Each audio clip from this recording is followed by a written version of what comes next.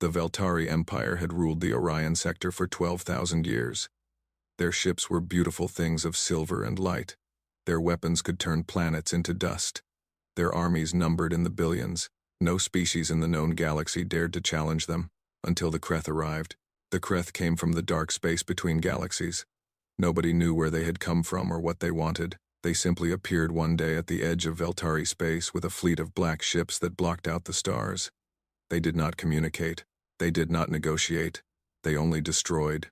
Admiral Zex then stood on the bridge of his flagship, the Eternal Light, and watched his fleet burn. 300 warships had met the Creth in the Balanos system. Now only 47 remained, and more were dying every minute. "We cannot hold," his second officer said. Her blue skin had turned pale with fear. "Their weapons cut through our shields like they are not there." Zex then gripped the railing in front of him. His forearms trembled with rage and helplessness.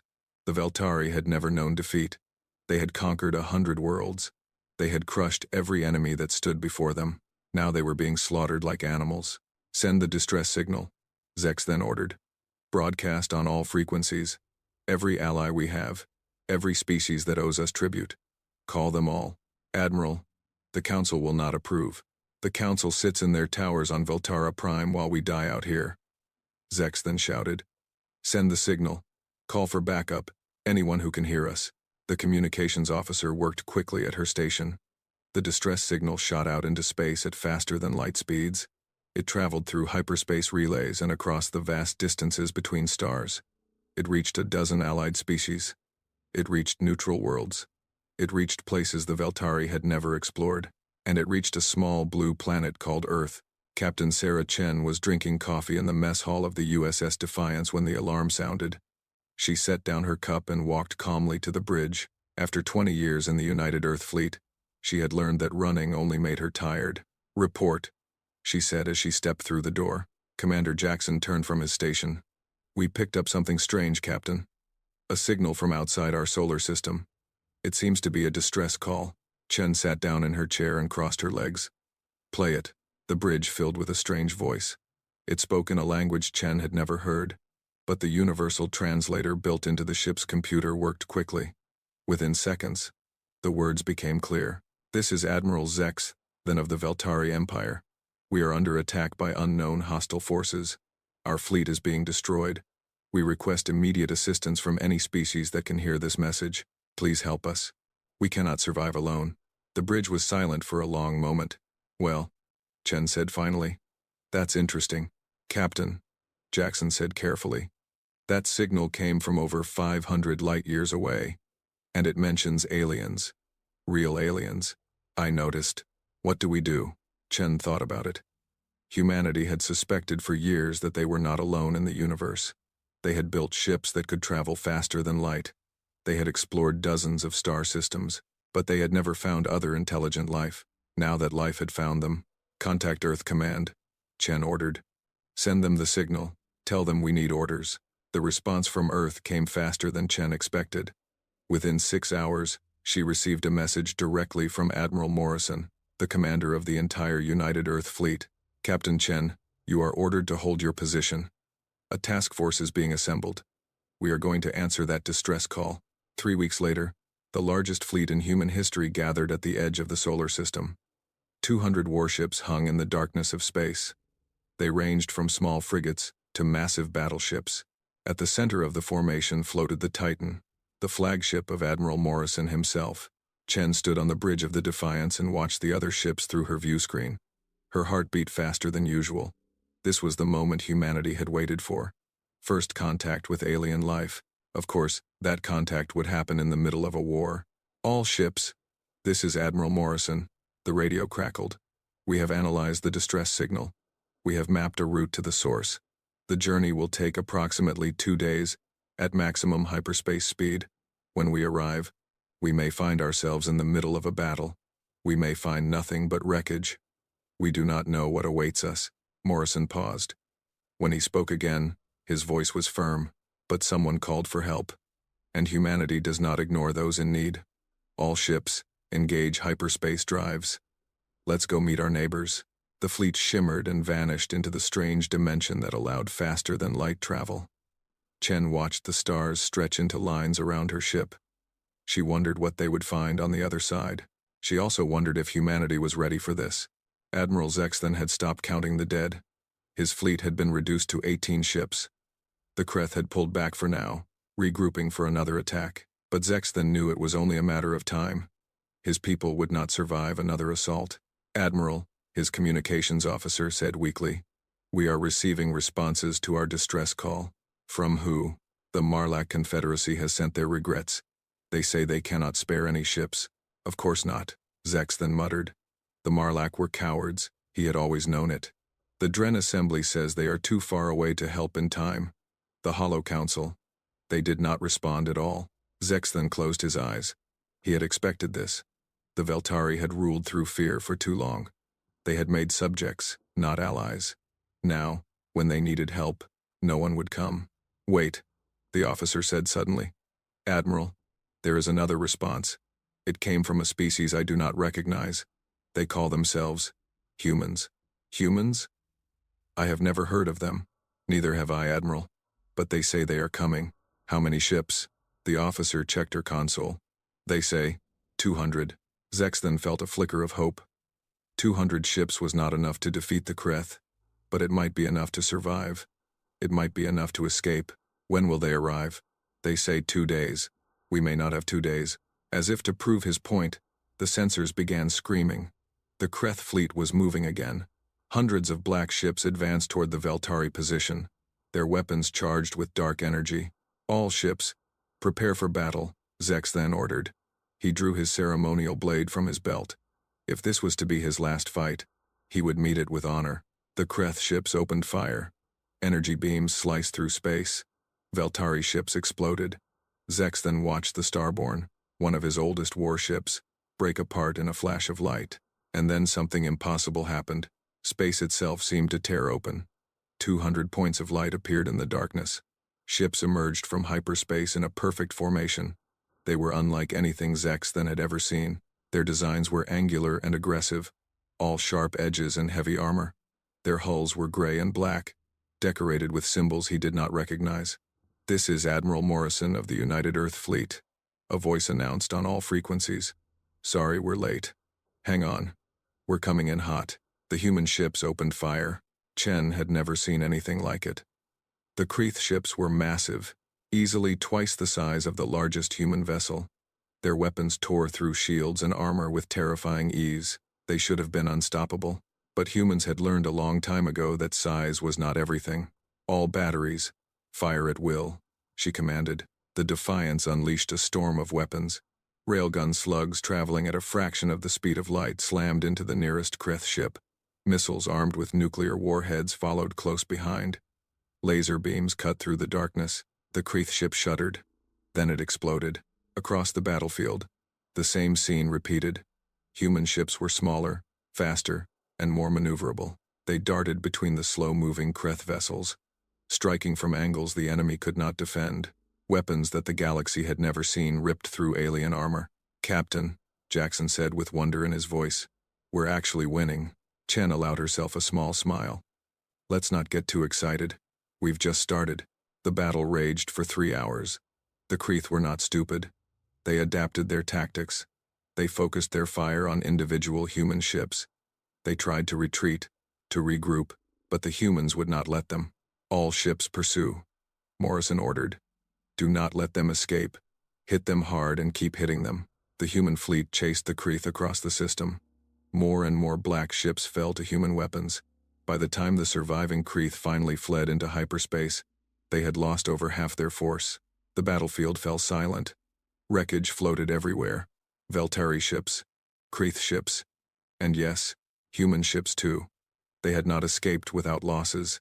18 human vessels had been destroyed. Hundreds of sailors were dead, but they had won.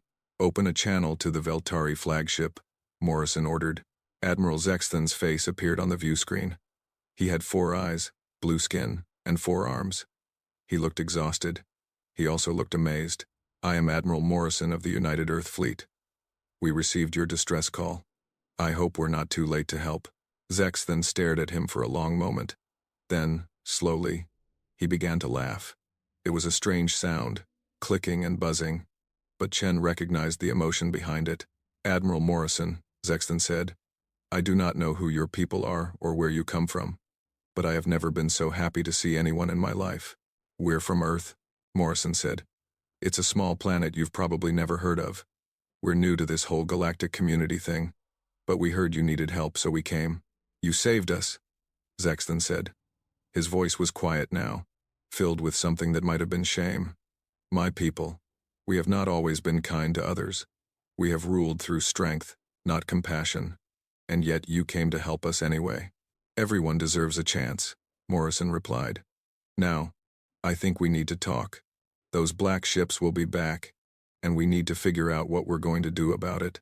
3 hours later, the leaders of both fleets met on the Titan. Chen was there, along with a dozen other senior human officers. Zex then brought what remained of his command staff. They sat across from each other in the conference room, 2 species meeting for the first time. One had ruled the stars for millennia. The other had only left their planet a few centuries ago, and yet the humans had proven themselves equal in battle. "Tell me about your people," Zex then said. "Tell me about Earth." Morrison glanced at Chen. She nodded slightly. He turned back to the Veltari admiral and began to speak. He told Zex then about Earth, about the blue oceans and green forests, about the billions of humans who called it home. He told him about human history, about the wars they had fought, the diseases they had survived, the disasters they had overcome. He told him about the atomic bombs and the world wars, about climate change and pollution, about all the times humanity had come close to destroying itself, and he told him about how humans had always found a way to keep going. "We are not a peaceful species," Morrison admitted. "We have hurt each other terribly over the years. We have done terrible things, but we have also done great things. We have learned from our mistakes. We have grown." Zex then listened in silence. When Morrison finished, the alien admiral leaned back in his chair. "You are strange creatures," Sexton said. "In my experience, species that fight among themselves do not survive long enough to reach the stars. And yet here you are." "We're stubborn," Chen said. Sexton looked at her. "I believe that, Captain. I watched your ships today. They fought like nothing I have ever seen. Your weapons, your tactics, your courage. It was impressive. We've had a lot of practice fighting each other," Morrison said dryly. "Turns out that's good preparation for fighting aliens." The Veltari officers shifted uncomfortably. They had ruled the galaxy for so long. They were not used to being impressed by other species. "The Creth will return," Sexton said. "They do not give up. They will bring more ships, more weapons. What happened today will not stop them. Then we'll fight them again," Morrison said simply. "You would do that? You would risk your people, your ships, for a species you have only just met?" Morrison smiled. It was a strange smile, tired and sad but also determined. "Admiral Zex then, let me tell you something about humans. We have this idea on Earth. It's called helping your neighbor. When someone is in trouble, you help them. You don't ask what they can do for you. You don't ask if they deserve it. You just help." He leaned forward. "The Creth attacked you. They're trying to destroy your people. As far as we're concerned, that makes them our enemy too. We came out here to help, and we're not going to leave until the job is done." Zex then was quiet for a long moment. Then he did something that surprised everyone in the room. He stood up from his chair and bowed deeply. "Admiral Morrison," he said, "the Veltari Empire owes you a debt that we can never repay. You saved our lives today. You showed us courage and honor that we have forgotten. From this moment on, humanity has a friend among the stars." Morrison stood and extended his hand. Zex then looked at it in confusion. "It's a human custom," Chen explained. "A gesture of friendship and respect." Zex then reached out with one of his forearms and grasped Morrison's hand. The 2 admirals shook firmly. "Now," Morrison said, "let's talk about how we're going to win this war." Across the galaxy, the Creth observed. Their commanders analyzed the battle data. They studied the new ships that had appeared. They calculated and planned. These new creatures, these humans, were a problem. They were stronger than expected. Their weapons were strange and effective. Their tactics were unusual, but the Creth had destroyed 1,000 species. They would destroy this one too. They just needed more ships. Deep in the darkness between galaxies, the Creth began to call for reinforcements of their own. This war was just beginning. and humanity had no idea what was coming. The War Council met on Veltara Prime, the capital world of the Veltari Empire. Captain Chen had never seen anything like it. The planet was beautiful beyond words. Crystal towers rose a mile into the sky. Gardens floated on clouds of anti-gravity. Rivers of pure light flowed through the streets. But all that beauty could not hide the fear in the air. Chen walked beside Admiral Morrison as they entered the council chamber. It was a vast circular room at the heart of the tallest tower. Representatives from a dozen species filled the seats around them. Some had 4 arms like the Veltari. Some had tentacles. Some looked like giant insects. Some had no physical form at all, just clouds of glowing energy. And all of them were staring at the humans. "They're not happy to see us," Morrison muttered under his breath. "Can you blame them?" Chen replied. "We showed up and did in one battle what their entire alliance couldn't do in months." They took their seats at the table. Admiral Zex then sat across from them. He nodded slightly in greeting. Chen nodded back. The High Chancellor of the Veltari rose from her throne. She was ancient. Her blue skin faded almost to gray. Her name was Talvora, and she had ruled the Empire for 300 years. "This council is called to order," she announced. "We face the greatest threat in the history of our civilization. The Creth have destroyed 47 of our worlds. They have killed billions of our citizens. Our fleets have failed to stop them." She paused and looked directly at the humans.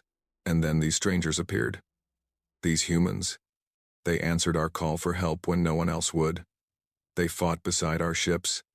They drove the Creth back. Murmurs ran through the chamber. Chen caught words in a dozen languages. Some were confused. Some were suspicious. Some were angry. "I have invited Admiral Morrison to address this council," Talvora continued. "He will explain who his people are and what they propose to do next." Morrison stood. He was a big man, tall and broad-shouldered, with gray hair and sharp eyes. He had fought in 3 wars on Earth before humanity reached the stars. He knew how to handle hostile crowds. "Thank you, High Chancellor," he said. "I'll keep this simple. My people come from a planet called Earth, about 500 light-years from here. We've been exploring space for a few centuries now. We've built colonies on a dozen worlds. We have a military fleet of about 2,000 warships. That caused a stir. 2,000 ships was not a large number by galactic standards. The Veltari alone had once commanded 10,000, but after the Creth attacks, everyone knew that numbers were not as important as weapons. We received your distress call by accident," Morrison continued. "Honestly, we didn't even know you existed until a few weeks ago. But when we heard that someone was in trouble, we came to help. That's what humans do." A Dren representative rose from her seat. The Dren were tall and thin, with silver skin and no visible eyes. They communicated through vibrations in the air. "And what do you want in return?" she asked. "No species helps another without expecting something." "A fair question," Morrison replied. "For now, we want nothing except to stop the Creth. They attacked our new allies. That makes them our enemies. We'll deal with the political stuff later." "You speak of 2,000 ships," another delegate said. This one was Marlak, a squat creature covered in thick scales. "The Creth command tens of thousands. What can you possibly do against such numbers?" Morrison smiled. It was not a friendly smile. "Let me show you something." He pressed a button on the table. A holographic display appeared in the center of the room. It showed the battle from 2 days ago. The recording focused on a single human ship, the Defiance, as it engaged a Creth vessel 3 times its size. The council watched in silence as the Defiance dodged and weaved, striking from unexpected angles. They watched as railgun rounds tore through Creth armor. They watched as the massive enemy ship exploded. "The Creth are bigger than us," Morrison said. "Their ships are more powerful, but they're slow and predictable.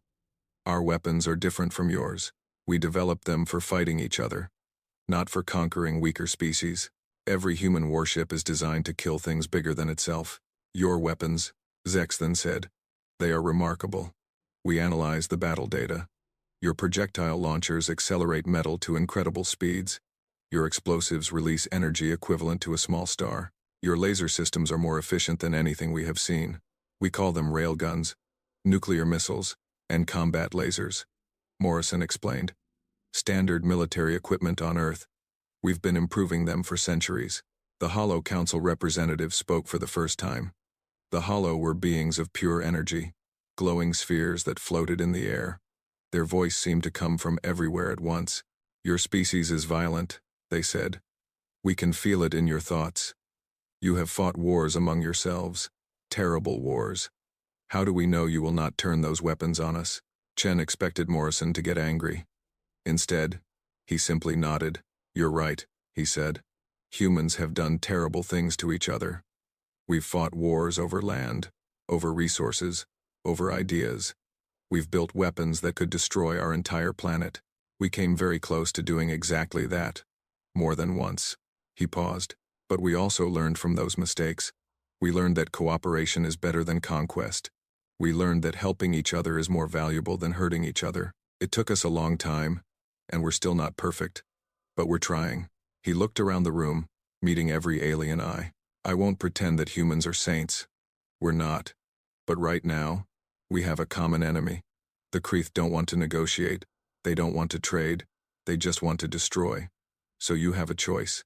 You can sit here and argue about whether to trust us, or you can fight beside us and survive." The chamber was silent. Finally, High Chancellor Talvora spoke. "The human admiral is correct. The time for debate is over. The Kreeth will not wait for us to make up our minds. I propose a military alliance between the Veltari Empire and the United Earth Fleet. All who agree, speak now." One by one, the representatives voiced their support. Even the suspicious ones, even the scared ones. They all understood the truth. Without the humans, they were dead. "Then it is decided," Talvora announced. "From this day forward, humanity stands with the Galactic Alliance. May the stars guide us to victory." The next few weeks were chaos. Human ships flooded into Veltari space. Engineers from Earth met with alien scientists. Soldiers from different species trained together. Languages were learned. Customs were shared. Mistakes were made and forgiven. Chen found herself spending most of her time with a Veltari officer named Rexal. He was young for his species, only about 100 years old. He was curious about everything human. "Tell me about your world," he asked one evening. They were sitting in the observation deck of the Defiance, watching the stars drift by. "Tell me about Earth." Chen smiled. "What do you want to know?" "Everything. What is it like? What do humans do there?" She thought for a moment. "It's a beautiful place. We have oceans that cover most of the surface, huge forests, mountains that touch the clouds, deserts where nothing lives, and cities, billions of us packed into cities. You live in such close proximity? That must cause conflicts." "All the time," Chen admitted. "But we manage. We have laws. We have governments. We argue a lot. But we usually find ways to work things out." Rexall was quiet for a moment. "The Veltari are not like that. We spread out across our world. Each family claims a territory.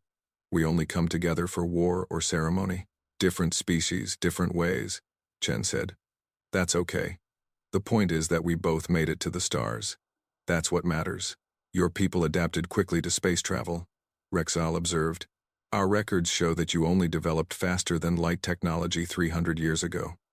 In that time, you have colonized a dozen worlds and built a powerful fleet. Most species take thousands of years to achieve what you did in centuries." Chen shrugged.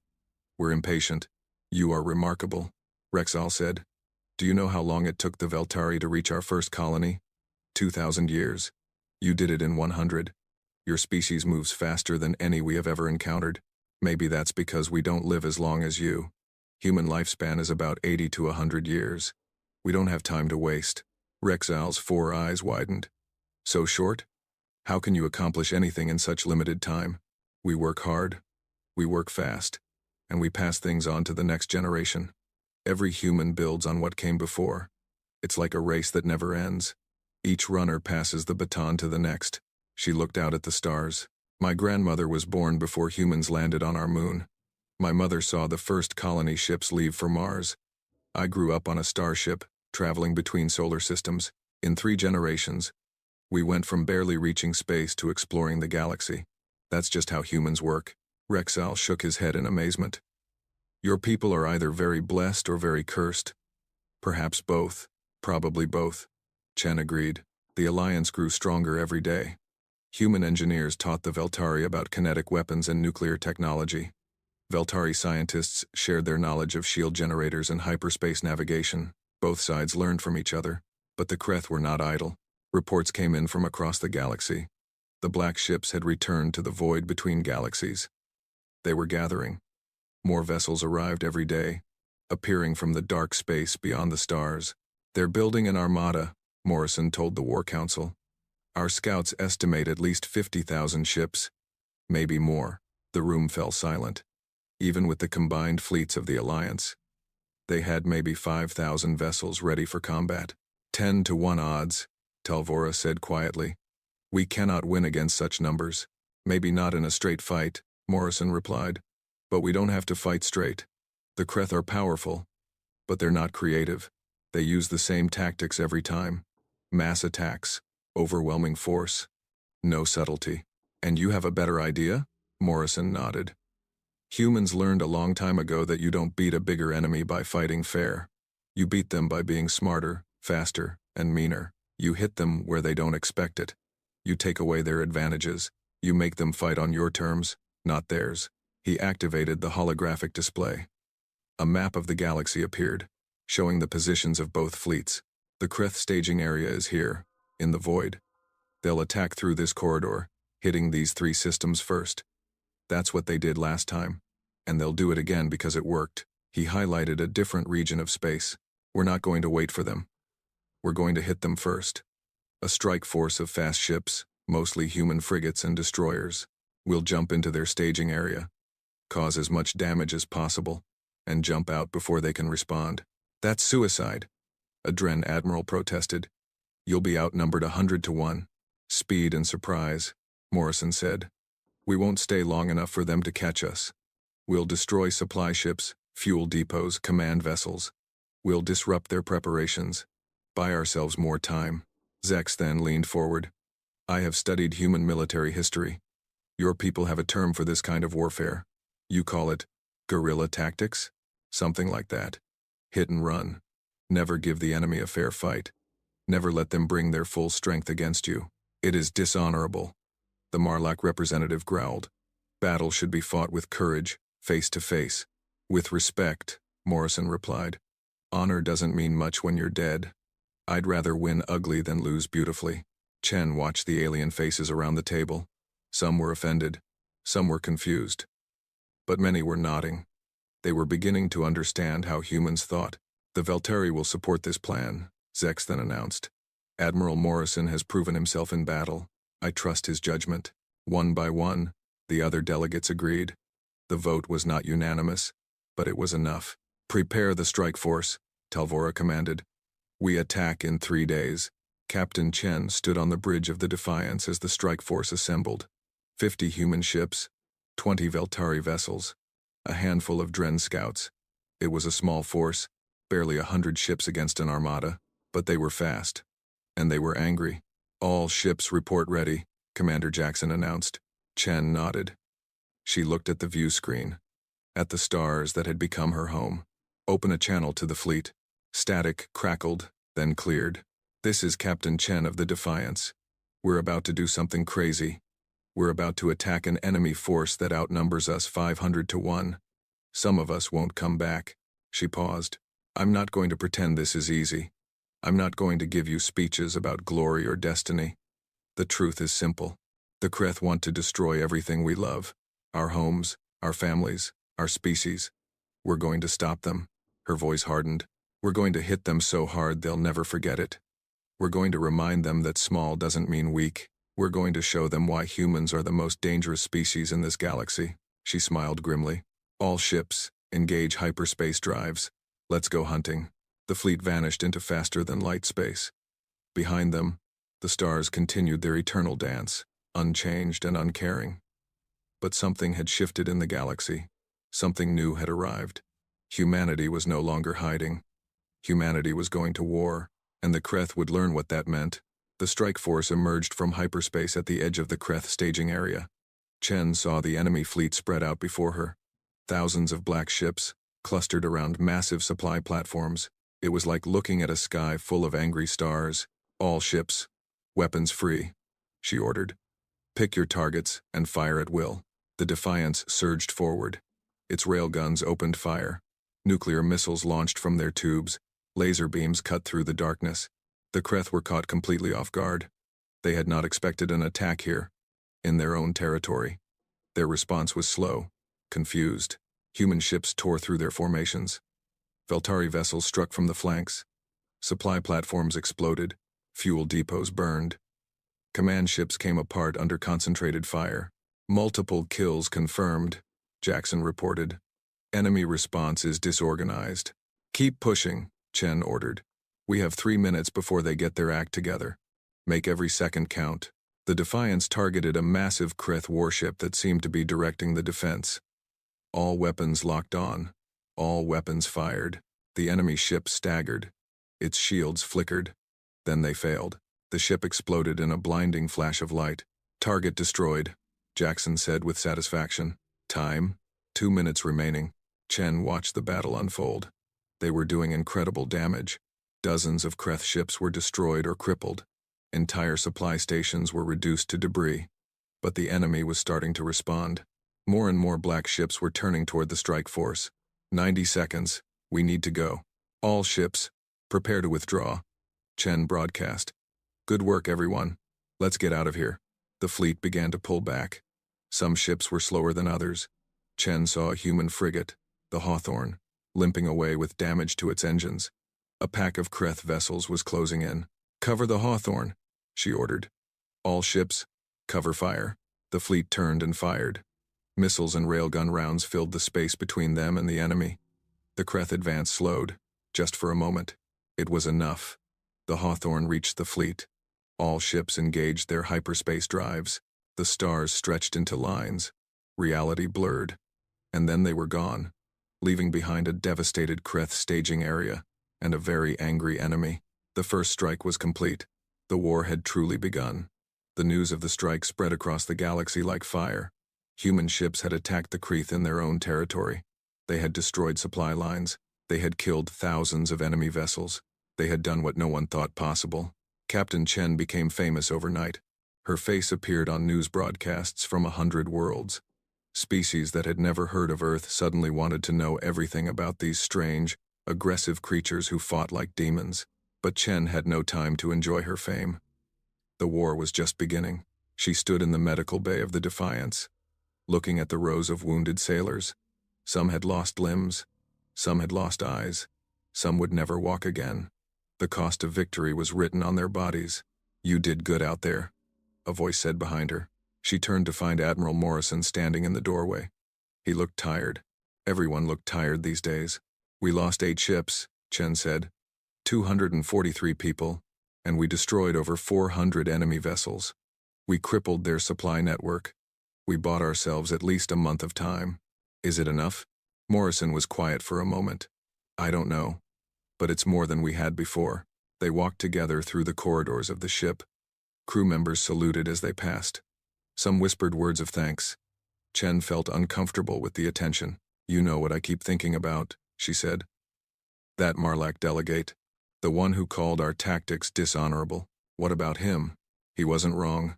What we did out there, the hit-and-run attacks, the dirty fighting, it's not glorious. It's not noble. It's just survival.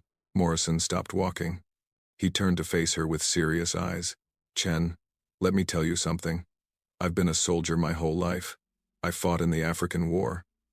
I fought in the Pacific conflict. I watched friends die in ways I still see in my nightmares. And you know what I learned? He leaned closer. There is no glory in war. There's just winning and losing. The winners get to write the history books and pretend they were heroes. The losers get forgotten. If fighting dirty keeps my people alive, I'll fight dirty. If being dishonorable wins the battle, I'll be dishonorable. Because at the end of the day, the only honor that matters is bringing your crew home safe. Chen nodded slowly. She understood. But understanding didn't make it easier. What happens now? She asked. Now we prepare for the real fight. The Kreth aren't going to wait forever. They're regrouping, rebuilding. Our scouts say they'll be ready to attack within 2 weeks. And we'll be ready for them? Morrison smiled grimly. We have to be. We don't have a choice. The next 2 weeks were a blur of activity. Ships were repaired. Weapons were upgraded. Tactics were refined. Human and alien crews trained together until they could fight as one. Chen spent most of her time with the other captains, planning and preparing. She got to know them well. There was Captain Torres of the Lightning, a young woman from Mars with a gift for tactical thinking. There was Commander Ven of the Iron Will, a veteran of 3 colonial wars. There was Admiral Zexthen, who had become a close friend despite their different species. "I do not understand humans," Zexthen admitted one evening. They were sharing a meal in the officers' mess, a strange combination of human and Veltari food. "You are so small. Your lives are so short. And yet you fight as if you have nothing to lose." "Maybe that's exactly why," Chen replied. "We don't have thousands of years to think about things. We have to act now, or we never will. Your species is barely 3 centuries into space travel. You should be timid, careful, afraid of making mistakes. We make plenty of mistakes, but we also learn from them quickly. Humans fail fast and adapt faster. It's how we survived on Earth. It's how we'll survive out here." Zexthen was quiet for a moment. He stirred his food with one of his 4 hands. "Before you came, we Veltari thought ourselves the masters of the galaxy. We had conquered so many. We were so powerful. And then the Creth appeared, and we discovered that we were nothing." He looked up at Chen. "You have taught us something important, Captain. You have taught us humility. And you have taught us that strength is not the same as size. We've learned from you too," Chen said. "Your technology is amazing. Your history is incredible. Humans have only been in space for a few centuries. You've been traveling the stars for millennia. There's so much we don't know. Perhaps that is why we make good allies," Zexthen said. "We have what you need. You have what we need. Together, we are stronger than either alone." Chen raised her glass. "To the Alliance." Zexthen raised his own drink. "To the Alliance. And to victory." They drank together as the stars wheeled slowly outside the window. The Creth came 2 days earlier than expected. Alarms screamed across the fleet. Chen ran to the bridge of the Defiance, still pulling on her uniform. The view screen showed a nightmare in motion. Thousands of black ships poured out of hyperspace. They filled the sky like a swarm of angry insects. "All hands to battle stations," Chen ordered. "Power up all weapons. Charge shields to maximum." "Captain," Jackson said, his voice tight with fear, "there are over 30,000 enemy vessels. We have less than 4,000. "I can count, Commander. Just do your job." The Allied fleet formed up in defensive positions. Human ships took the front lines, their kinetic weapons ready. Veltari vessels clustered behind them, their energy beams warming up. Dren scouts darted along the flanks, ready to report enemy movements. Admiral Morrison's voice came over the fleet channel. "All ships. This is the moment we've been preparing for. The Creth are here. They think they can crush us with numbers. They're wrong." He paused. "We are the Galactic Alliance. We are humans and Veltari and Dren and a dozen other species. We fight together. We stand together. And today, we win together." The Creth fleet opened fire. The sky erupted in fire. Energy beams slashed through space. Plasma bolts exploded against shields. Nuclear missiles streaked toward their targets. The noise of battle filled the void. Chen gripped the armrests of her chair as the Defiance shuddered under enemy fire. Their shields held, but she could see other ships falling. A Veltari cruiser broke apart in a flash of light. A human destroyer spun away, trailing smoke and debris. "Return fire," she shouted. "All batteries, target the nearest enemy vessel." The Defiance unleashed everything it had. Railgun rounds tore through Creth armor. Missiles found their marks. Laser beams cut deep into enemy hulls. The targeted ships staggered and exploded, but there were so many more. "They're trying to overwhelm us," Jackson reported. "Standard swarm tactics. Quantity over quality. Then we make them pay for every ship they lose. Keep firing." The battle raged for hours. Ships died on both sides. The space between the fleets became a graveyard of wreckage and bodies. Chen lost track of how many times the Defiance nearly took a fatal hit, how many times they almost died, but they kept fighting. "Admiral Morrison has ordered a tactical withdrawal," Jackson announced. "We're pulling back to the secondary defensive line." "Understood. All engines full reverse. Cover the retreat." The Allied fleet began to fall back. It was not a rout, but it was close. Too many ships had been lost. Too many weapons were damaged. They could not hold this position, but the Creth had paid dearly too. Thousands of their vessels drifted dead in space. Their advance had slowed. They had expected to crush the Alliance in hours. Instead, they were locked in a grinding battle of attrition. "We're hurting them," Chen said. "We're actually hurting them. But they're hurting us more," Jackson replied quietly. He was right. The Alliance could not afford to trade losses like this. They would run out of ships before the Creth did. Something had to change. That night, the surviving commanders gathered on the Titan for an emergency council. The mood was grim. They had lost over 800 ships. The Creth had lost 3 times that number, but they had ships to spare. "We cannot continue like this," Admiral Morrison said. His voice was hoarse from shouting orders all day. "We need a new strategy." "What strategy?" a Dren commander asked. "They outnumber us 10 to 1. Even with your weapons, we cannot defeat such odds." "There must be something," Zex then insisted. "Some weakness we can exploit." Chen had been thinking about this all day. Something had been nagging at the back of her mind. A pattern she had noticed during the battle. "Their command structure," she said suddenly. Everyone turned to look at her. "What about it?" Morrison asked. "During the battle, I noticed something. When we destroyed certain ships, whole sections of the Creth fleet became confused. They stopped coordinating. They made mistakes." She activated the holographic display and pulled up battle recordings. "Look here. This large vessel in the center of their formation. When we hit it, the ships around it lost organization for several minutes. The same thing happened here, and here." She highlighted more examples. "The Creth don't think independently. They rely on command ships to direct them. Take out the commanders, and the whole fleet falls apart." Morrison leaned forward, interested. "How many command ships are there?" "Based on the battle data, I estimate about 50. They're larger than the others, and they stay in the rear of the formation. We haven't been targeting them specifically." 50 ships, Zex then mused. "That is still a difficult target." "Not if we hit them all at once," Chen said. "A coordinated strike. Fast ships only. Jump past the main fleet, hit the command vessels, jump out before anyone can react." "You're talking about flying directly into their formation," Morrison said. "That's suicide." "Maybe. But if it works, it could cripple their entire fleet." The room was silent. Everyone was thinking about the risk, about the lives that would be lost. Finally, Morrison spoke. "It's crazy. It's dangerous. And it might be our only chance."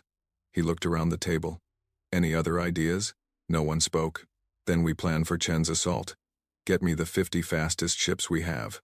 Volunteer crews only. This is a one-way mission for some of us." Chen straightened in her chair. "Admiral, with respect, I should lead the mission. It's my plan." "I know. That's why I'm putting you in command. Don't make me regret it." "I won't, sir." The meeting ended. The commanders scattered to their ships. They had 24 hours to prepare. Chen returned to the Defiance and gathered her crew on the hangar deck. She looked at their faces. Young and old, human and alien. All of them tired. All of them scared. "I'm not going to lie to you," she said. "What we're about to do is dangerous. Some of us won't come back. I'm asking for volunteers only. If you want to transfer to another ship, no one will blame you." She waited. No one moved. "Ma'am," Commander Jackson said, "where else would we go? We're family. We stick together." Chen felt her throat tighten. She nodded. "All right, get some rest. Tomorrow, we make history." The attack force assembled at dawn. 50 ships, the fastest in the fleet. Most were human frigates and destroyers. A few Veltari scouts had volunteered to join them. Even a handful of Dren vessels had come.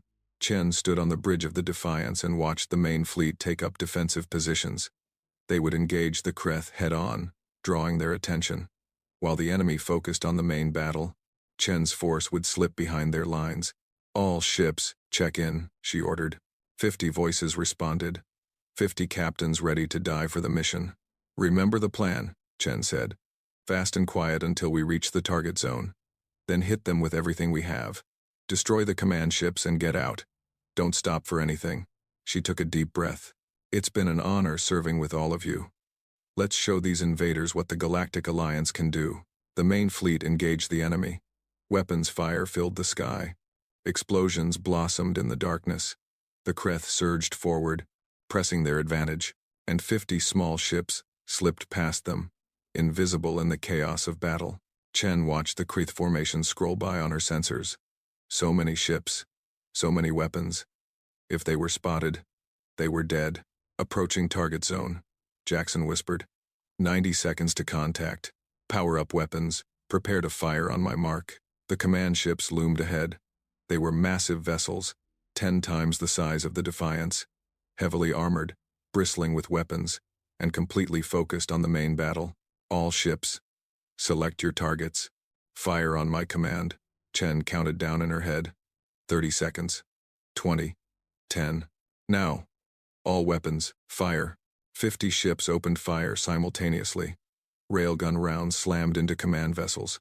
Nuclear missiles detonated against their hulls. Laser beams cut through their armor. The Kreth never saw it coming. Command ships exploded one after another. Chen watched the chain reaction ripple through the enemy fleet. Without their commanders, the Kreth ships began to drift. Their formations broke apart. Their coordinated attacks dissolved into chaos. Multiple targets destroyed, Jackson reported, amazement in his voice.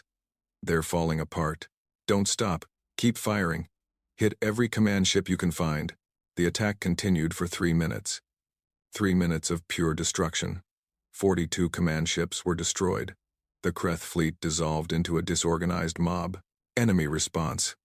They're turning toward us. All ships withdraw. Jump to hyperspace now. The 50 ships scattered. Some made it. Some didn't. Chen saw the Hawthorne take a direct hit and vanish in a ball of fire. She saw a Veltari scout spin away, disabled. The Defiance shuddered as enemy fire raked its hull. Hyperspace drive, now. The stars stretched. Reality blurred. And then they were gone. The aftermath was chaos. The Kreth fleet, without its command structure, fell into confusion. The main Allied fleet pressed their advantage, attacking with renewed fury. Thousands of enemy ships were destroyed. Thousands more fled into hyperspace. By the time the battle ended, the Kreth had lost half their fleet. The survivors retreated to the void between galaxies. Their invasion shattered. The Galactic Alliance had won. Chen returned to the Titan to find a celebration already in progress. Crews from a dozen species cheered and embraced. Enemies who had faced death together were now brothers and sisters in victory. Admiral Morrison found her in the crowd. His face was streaked with tears, though he tried to hide them. You did it, he said. You actually did it. We all did it, Chen replied.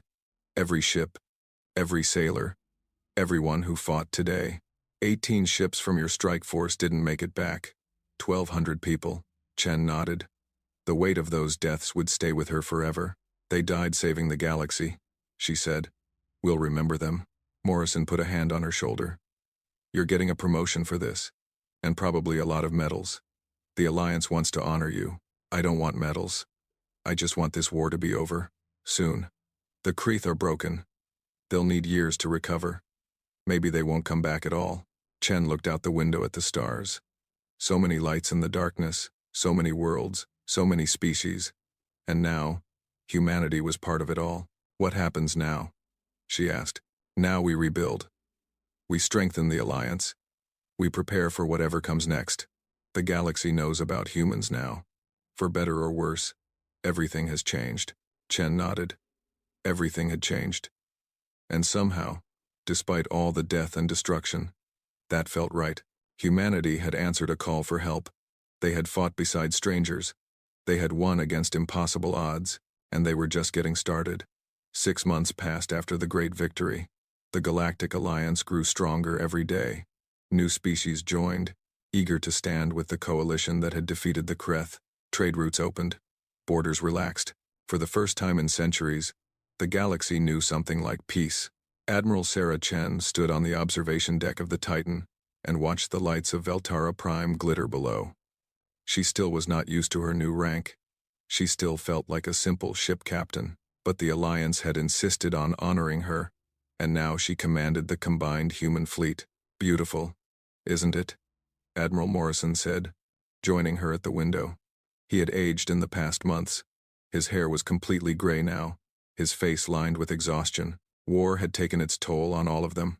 It is, Chen agreed. Sometimes I forget why we fight. Then I look at something like this, and I remember. We fight so people can enjoy views like this without fear. They stood in comfortable silence for a moment. Below them, Veltari children played in floating gardens. Couples walked hand in hand along crystalline bridges. Life continued, despite everything. The council wants to discuss the reconstruction plans tomorrow, Morrison said. They want human engineers to help rebuild the destroyed worlds. We'll send whoever we can. There's something else. Intelligence reports from the void. The Creth are still out there. They're rebuilding. Chen felt a cold weight settle in her stomach. How long before they're ready to attack again? Unknown. Could be years. Could be months. Our scouts can't get close enough to find out. We should strike first. Hit them before they recover. Morrison shook his head. The Alliance Council has debated that option. Most species are against it. They want peace. They want to believe the war is over. The war isn't over until the Creth are defeated. I know. But we can't fight alone. And we can't force our allies to fight if they don't want to. Chen turned away from the window. Her jaw was tight with frustration. So we wait. We let them rebuild. And then we fight the same battle all over again. Except this time they'll be ready for our tactics. Unless we find another way. What other way? Morrison looked at her with tired eyes. I don't know yet. But we're humans. We'll think of something. The answer came 3 weeks later. From an unexpected source. A Dren scout ship limped into Alliance space. Barely functional. Its crew was exhausted. Terrified. They had been lost in the void for months. Far deeper than any Alliance vessel had ever traveled. And they had found something. Chen was there when the Dren captain gave his report. His silver skin was dull with fatigue, and his voice trembled as he spoke. We found their homeworld, he said. The Creth. We found where they come from. The council chamber erupted in shocked murmurs. No one had ever discovered the Creth origin point. Most assumed they had no single home, that they were nomads drifting between galaxies. Are you certain? High Chancellor Telvora demanded. Certain, Chancellor. We observed it for 3 days before they detected us. It is a massive structure, larger than any planet. A sphere around a dying star. Millions of Creth vessels are docked there. Millions more are being constructed. Chen felt her blood run cold. Millions of ships. Even with the Alliance's new strength, they could not fight millions of ships. There is more, the Dren captain continued.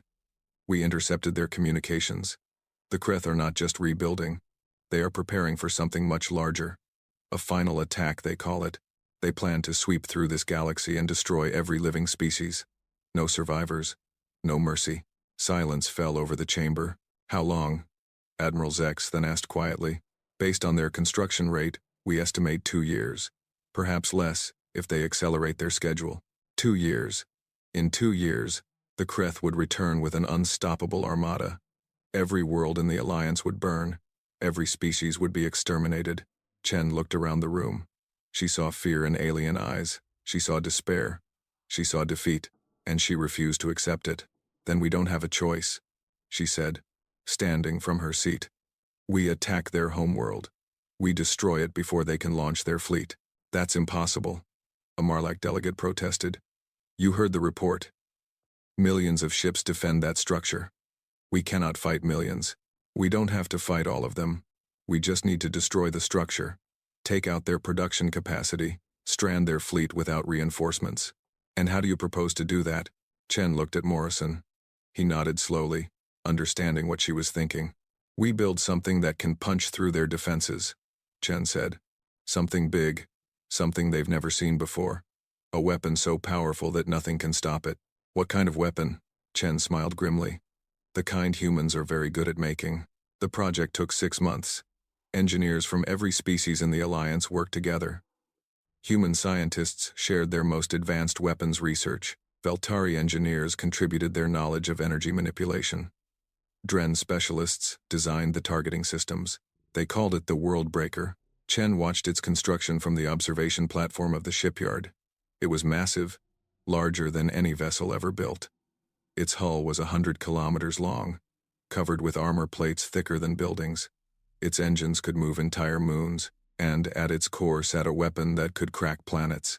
It's beautiful, Rexal said, standing beside her. The young Veltari had become one of her closest advisors. And terrible. It's necessary, Chen replied. The Creth want to destroy everything. We have to hit them first, and hit them hard enough that they can never recover. Do you ever wonder if we're becoming like them? Building weapons of destruction? Planning attacks on their home? Chen was quiet for a moment. She had asked herself the same question many times. The difference is why we fight, she said finally. The Creth kill because they want to, because they enjoy it. We kill because we have to, because there's no other way to protect the people we love. Is that enough? It has to be. Construction continued. The world breaker took shape piece by piece. Millions of workers labored day and night. Resources from a dozen worlds flowed into the project. The Alliance poured everything it had into this single vessel. But the Creth were not idle. Reports came in from scouts along the void. The enemy fleet was mobilizing earlier than expected. Something had changed. They were preparing to attack sooner than anyone thought possible. We're out of time, Morrison announced at an emergency council meeting. The Creth will launch their invasion within the month. The world breaker is only 70% complete. Then we complete it faster, Chen said. We're already working around the clock. The engineers are exhausted. The supply lines are strained to breaking point. We push harder. We have no choice. The next 3 weeks were a nightmare. Workers collapsed from exhaustion. Accidents killed dozens. Supply ships arrived empty because worlds had nothing left to give. The Alliance was burning itself out to finish the weapon. And still the Creth came. The enemy fleet emerged from the void like a tide of darkness. 50,000 ships, more than anyone had predicted. They swept toward Alliance space with unstoppable momentum. The outer colonies are falling, Zex then reported. His voice was hollow with despair. 3 worlds destroyed in the first wave. The Creth are not taking prisoners. They are killing everyone. Chen clenched her fists. How long until they reach the core systems? At their current speed, 2 weeks. Maybe less. 2 weeks. The world breaker needed 3 more weeks to complete. We have to slow them down, Chen said. Buy more time. How? Our fleet is gathered here to defend the shipyard. If we send ships to fight the Creth advance, we weaken our defenses. If we don't slow them down, there won't be anything left to defend. She turned to Morrison. I'll take half the fleet. Engage the enemy along the corridor worlds. Hit and run. Just like before. We don't need to defeat them. We just need to delay them. You'll be outnumbered 10-1 at least. I know. Morrison studied her face for a long moment. Then he nodded. Take whatever ships you need. And come back alive. That's an order. The battle for the corridor worlds was the bloodiest fighting the war had seen. Chen led her fleet against impossible odds, striking and retreating, bleeding the enemy 1 ship at a time. They fought at Bellows Station, where human frigates held a choke point for 18 hours against overwhelming numbers. They fought in the Ash Nebula, using the cosmic dust to hide their positions and ambush enemy convoys. They fought at the gates of Dren Prime, where alien and human sailors died side by side to protect millions of civilians fleeing the advance. Chen did not sleep. She barely ate. She commanded her fleet from the bridge of the Defiance, watching her ships die one by one, but they slowed the Creth. Day by day, battle by battle, they bought precious time for the world breaker. Admiral, Jackson said, his voice exhausted, we've lost another 30 ships. Our effective strength is down to 40%. And the Creth? They've lost 5 times that number. But they can afford the losses. We can't. Chen nodded. They had done what they could. It was time to fall back. All ships. Retreat to the shipyard. Maximum speed. The remnants of her fleet limped home. Of the 2,000 ships she had led into battle, less than 800 remained. The rest were scattered across a dozen star systems as burning wreckage. But they had done it. They had bought the 3 weeks the world breaker needed. When Chen finally saw the completed weapon, she nearly wept. It hung in space like a mountain given form, bristling with weapons, glowing with power. It was the most magnificent and terrifying thing she had ever seen. Is it ready? She asked. Ready as it will ever be, Morrison replied. He looked as exhausted as she felt. The crew is boarding now. 300,000 personnel from every species in the Alliance. Who commands it? Morrison smiled wearily. You do, the council voted. You've earned it. Chen stared at the massive vessel. She thought of all the sailors who had died to make this moment possible. She thought of the worlds that had burned. She thought of the species counting on her to save them. Then let's finish this, she said. Once and for all, the Worldbreaker launched 2 days later. The Allied fleet formed up around it in a massive protective formation. Every ship they had, every weapon they could muster. They traveled through hyperspace for 6 days, deeper into the void than any Alliance vessel had gone before. The stars grew sparse. The darkness grew absolute. They were entering the domain of the Creth. Chen stood on the bridge of the Worldbreaker and watched the darkness beyond the view screen. Somewhere out there, their enemy waited. Millions of ships, the entire species, everything the Creth had. Jump complete, the navigation officer announced. We have arrived at the target location. The view screen flickered and resolved into an image that stole Chen's breath. The Creth homeworld was not a planet. It was a sphere of metal and energy surrounding a dying red star. Its surface was covered with shipyards and factories, weapons, platforms, and docking bays. It was larger than gas giants, larger than anything nature had ever created, and around it swirled the Creth fleet. Millions of black ships, more than she could count, more than she could imagine. They filled the sky like a swarm of insects. My God, Jackson whispered. All ships, battle stations, Chen ordered. Her voice was steady even though her heart was pounding. This is what we came for. Let's make it count. The Creth fleet surged toward them. Weapons fire filled the void. Alliance ships exploded. Enemy ships died. The battle became a blur of fire and death. The Worldbreaker pressed forward through the chaos. Its shields absorbed devastating hits. Its weapons carved paths through enemy formations. It was taking damage, terrible damage, but it kept moving. Primary weapon charging, the weapons officer reported. 60%. 70%. All escort ships, protect the weapon. Buy us time. Alliance vessels threw themselves at the Creth. They died by the hundreds, but they slowed the enemy advance. They gave the Worldbreaker the seconds it needed. 80%. 90%. Primary weapon fully charged. Target the center of the structure. Chen ordered. Fire on my command. The Worldbreaker lined up its shot. The massive weapon at its core glowed with terrible energy. Every system strained to contain the power building inside. Chen looked at the Creth homeworld. Millions of their species lived on that structure. When she gave the order, they would all die. She thought of the worlds they had destroyed, the billions they had killed, the extinction they planned for every species in the galaxy, and she gave the order. Fire. The weapon released. A beam of pure, destructive energy lanced across space. It struck the Creth structure at the center point. It burned through metal and machinery, through factories and shipyards, through the layers of protection surrounding the dying star, and then it reached the star itself. The explosion was visible across the galaxy. A dying sun, pushed past its limit, erupted in a final burst of fury. The Creth structure vaporized. Their fleet, caught in the blast radius, was swept away like dust in a hurricane. Millions of ships, millions of Creth, gone in a single moment of cosmic fire. Target destroyed, the weapons officer said quietly. The bridge was silent. Everyone stared at the view screen, at the expanding cloud of debris where the enemy homeworld had been. Chen felt no triumph. She felt only a deep, aching emptiness. They had won, but the cost had been higher than she ever imagined. The surviving Creth scattered. Without their homeworld, without their fleet, they were broken. Alliance ships hunted them through the void, destroying the last remnants of the enemy force. Within a month, the war was over. Chen returned to Veltara Prime a hero. Crowds cheered her name. Statues were raised in her honor. The Alliance declared a day of celebration across every member world. But Chen did not feel like celebrating. She stood alone on a balcony overlooking the capital city. Fireworks exploded in the sky above. Music and laughter drifted up from the streets below. The galaxy was celebrating its survival, and all Chen could think about was how many had died to make this moment possible. Admiral Morrison found her there as the festivities continued. "You should be down there," he said. "They want to thank you." "I don't deserve thanks. I gave the order that killed millions. You gave the order that saved billions. Does one cancel out the other?" Morrison was quiet for a moment. Then he spoke softly. "No, it doesn't. That's the terrible truth of command.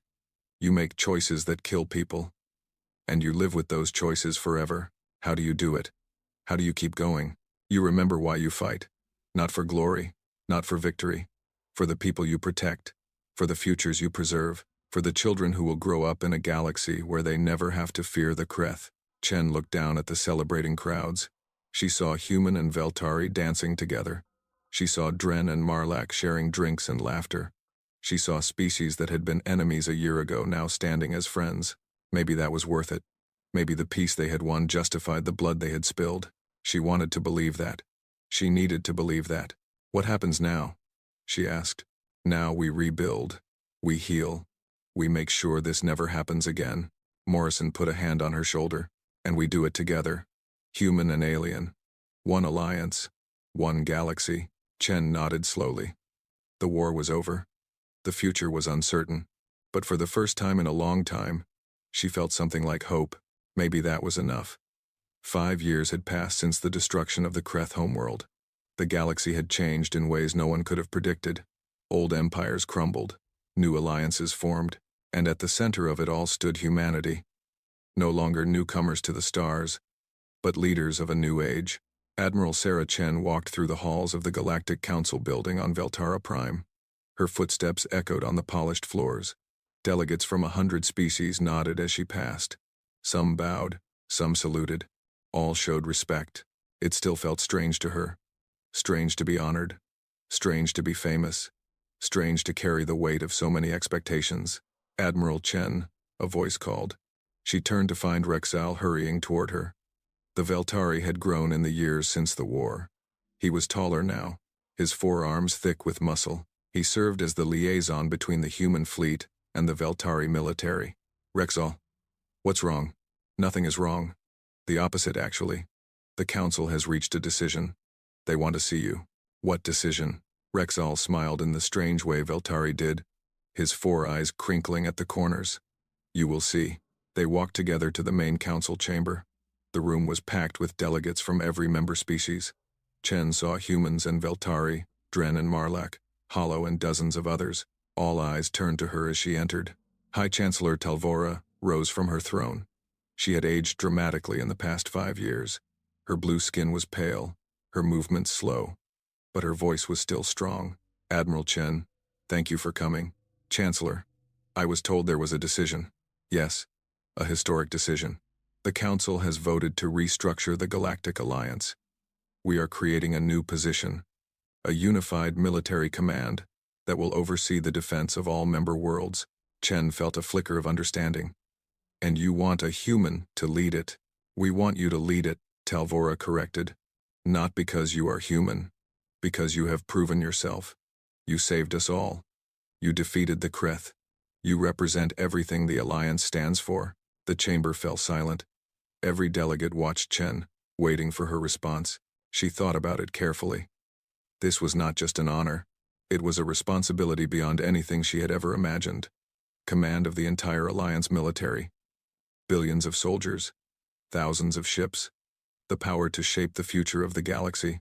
I'm not sure I'm the right person, she said finally. None of us are ever sure, Talvora replied. That is what makes you qualified. You understand the weight of command. You understand the cost of war. You will use this power wisely. Chen looked around the chamber. She saw hope in alien faces. She saw trust.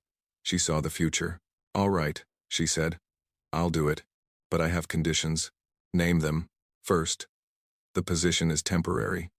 5 years. Then it goes to someone else. No one should hold this kind of power forever. Second, every major decision requires council approval. I'm a soldier, not a dictator. Third, humans don't get special treatment. We're part of the Alliance, not above it. Talvora nodded approvingly. These are wise conditions. The council accepts. A wave of applause filled the chamber. Delegates rose to their feet, cheering and stamping. Chen stood in the center of it all, feeling the weight of history settle on her shoulders. She had come so far. From a simple ship captain to the military leader of the entire galaxy. It seemed impossible. It seemed like a dream, but it was real. And now she had work to do. The first year of Chen's command was devoted to rebuilding. The war had devastated entire regions of space. Billions had died. Countless worlds lay in ruins. She traveled from system to system, overseeing reconstruction efforts. Human engineers worked beside Veltari architects. Dren doctors treated patients from every species. The Alliance came together in ways it never had before. "You're working yourself to death," Morrison told her one evening. They were sharing dinner on a station orbiting a recovering world. Below them, construction crews rebuilt a city that the Creth had destroyed. "Someone has to do it. There are other admirals, other commanders. You don't have to carry everything alone." Chen smiled tiredly. "Old habits. When I was captain of the Defiance, I felt responsible for every sailor on my ship. Now I feel responsible for every person in the Alliance. That's billions of people. You can't save them all." "I can try." Morrison shook his head, but he was smiling. "You're the most stubborn person I've ever met, human or otherwise. That's why you promoted me." They laughed together. It was a rare moment of peace in an endless tide of work, but the work continued. Chen established new defensive networks to protect vulnerable worlds. She created training programs that mixed human and alien tactics. She negotiated treaties that brought neutral species into the Alliance. And slowly, the galaxy healed. In the second year of Chen's command, a crisis emerged from an unexpected direction. The Hollow, the energy beings who had always been the most mysterious members of the Alliance, suddenly withdrew from council meetings. Their ambassadors vanished. Their ships stopped responding to communications. "What's happening with them?" Chen demanded. No one knew. The Hollow had always been secretive, rarely sharing information about their culture or technology. Now, they had gone completely silent. Chen decided to investigate personally. She took a small fleet to the Hollow home system, a strange region of space where reality seemed to blur at the edges. What she found there shocked her. The Hollow were dying. Their energy forms were fading, growing dim. Thousands of them drifted in space, barely conscious. "What is this?" Chen asked their leader, a bright sphere of golden light named Luminex. "We are sick," Luminex said. His voice was weak, barely audible. "A disease of pure energy.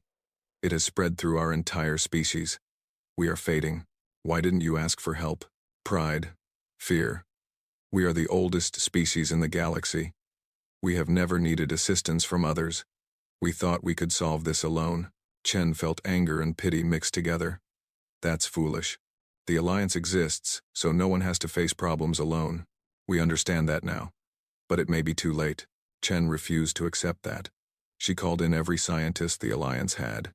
Human researchers, Veltari doctors, Dren specialists. They worked together, studying the disease, searching for a cure. It took 3 months. 3 months of desperate effort, of failed experiments, of sleepless nights. But finally, a human scientist named Dr. Marcus Webb made a breakthrough. "It's an energy imbalance," he explained excitedly.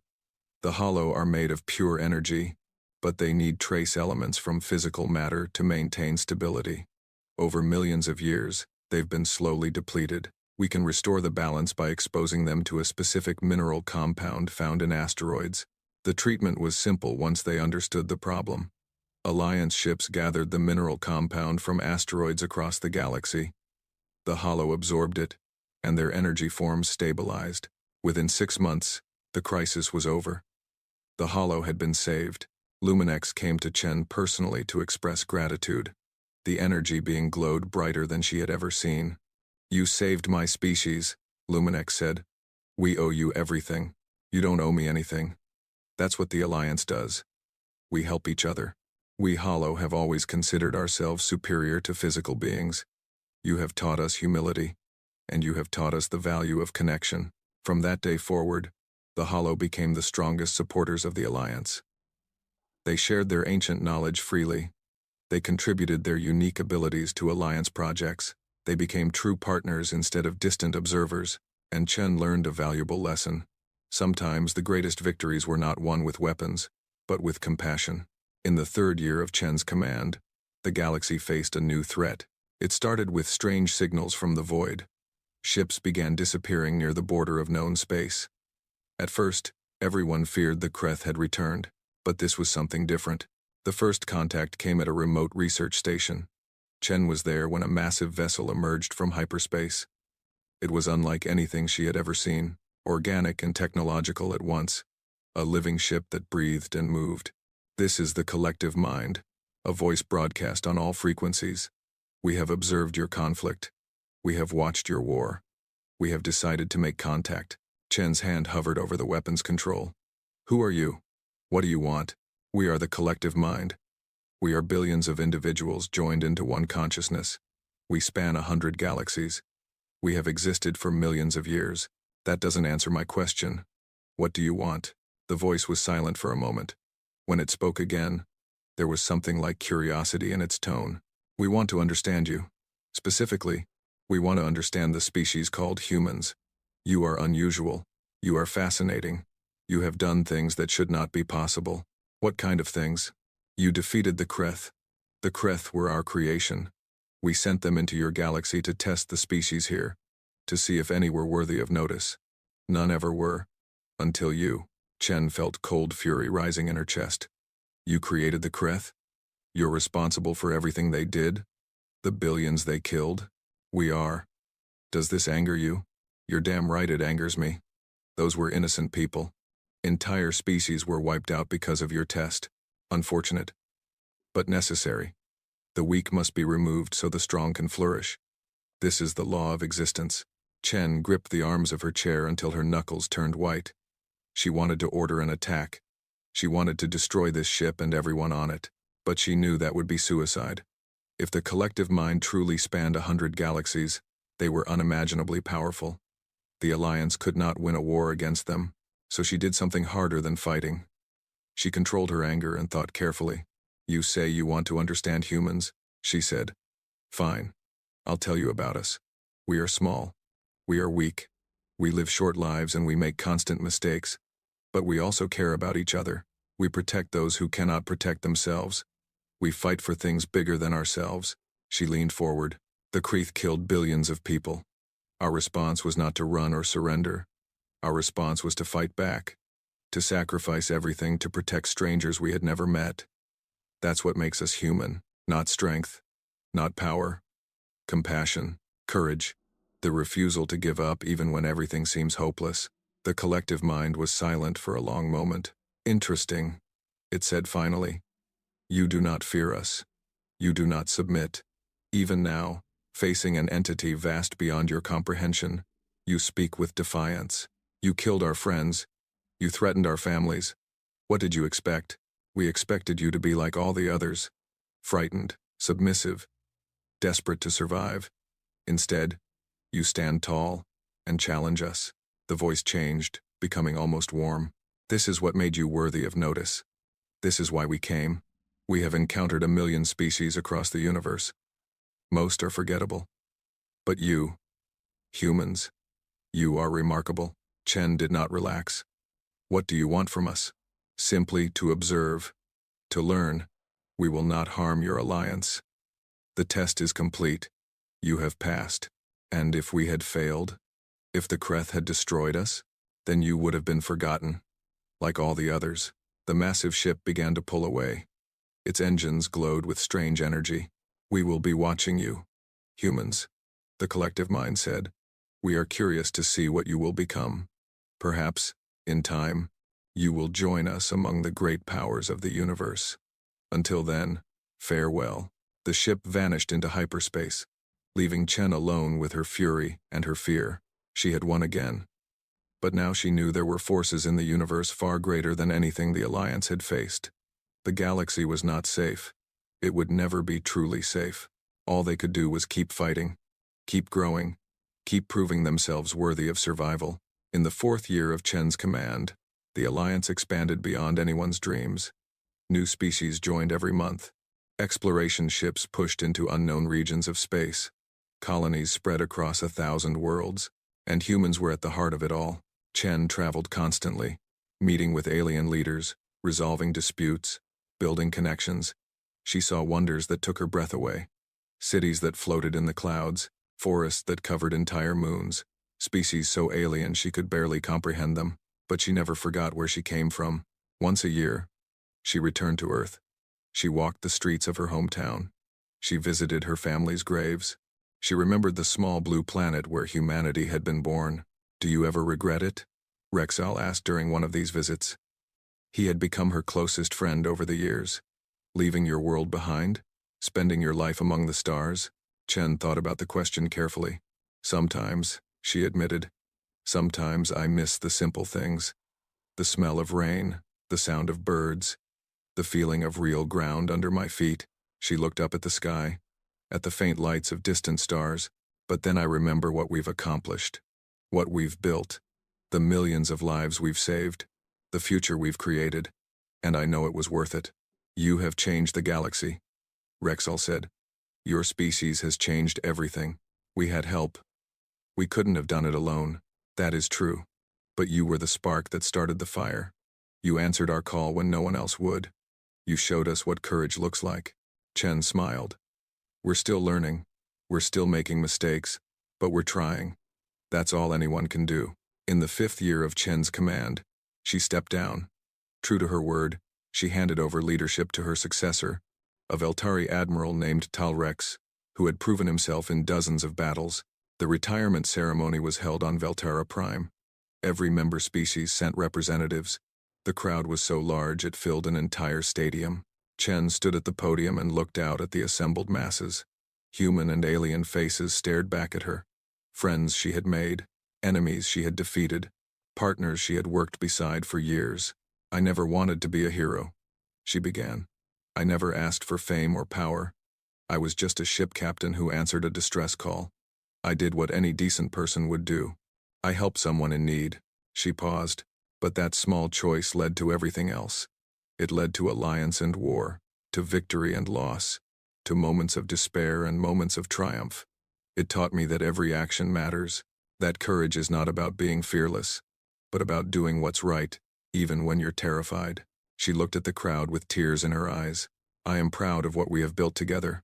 A galaxy united, a future full of possibility. But our work is not finished.